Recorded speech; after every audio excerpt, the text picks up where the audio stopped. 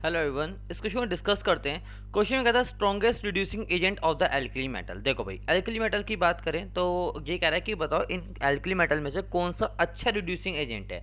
देखो, अगर reducing agent का मतलब क्या होता है, अगर मान लो मेरे पास जो कंपाउंड है एक्स और यहाँ पे कंपाउंड है ए ने क्या किया, मैं कह रहा हूँ कि एक्स जो है ना रिड्यूस हो रहा है। एक्स क्या हो रहा है, रिड्यूस हो रहा है। तो रिड्यूस क्यों हो रहा है, क्योंकि ये ए की प्रेजेंस में है। मतलब ए यहाँ पे किसी तरह काम कर रहा है, एक रिड्यूसिंग एजेंट की तरह काम कर रहा है। क्यों?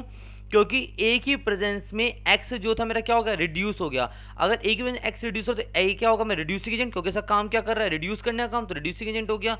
अब कोई सब्सटेंस जो रिड्यूसिंग एजेंट होता है वो खुद क्या करता है, अपना ऑक्सीडेशन। खुद क्या क्या करेगा ये, ऑक्सीडेशन।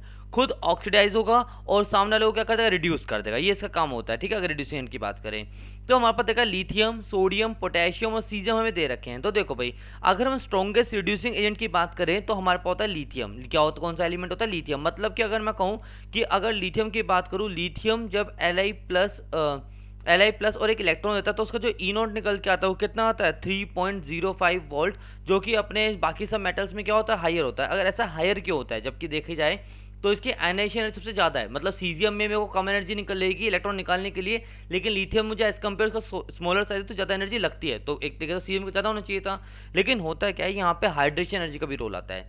लिथियम प्लस के जो लिथियम आयन होता है उसका चार्ज, उसका जो साइज होता है वो क्या होता है, छोटा होता है। लिथियम आयन का साइज छोटा होने की वजह से क्या होता है, उसकी हाइड्रेशन एनर्जी क्या होती है, बहुत ज़्यादा होती है, जिसकी वजह से उसका जो रिड्यूसिंग एजेंट जो होता है, इलेक्ट्रोड पोटेंशियल जो होता है वो क्या होता है, उसका बढ़ जाता है। रिडक्शन पोटेंशियल क्या होता है, उसका बढ़ जाता है, जिसकी वजह से एक बहुत बढ़िया तरीके से रिड्यूसिंग एजेंट की तरह काम करता है। इसलिए क्या होता है, उसका रिड्यूसिंग पोटेंशियल हाई, जो कि 3.05 वोल्ट है। ओके।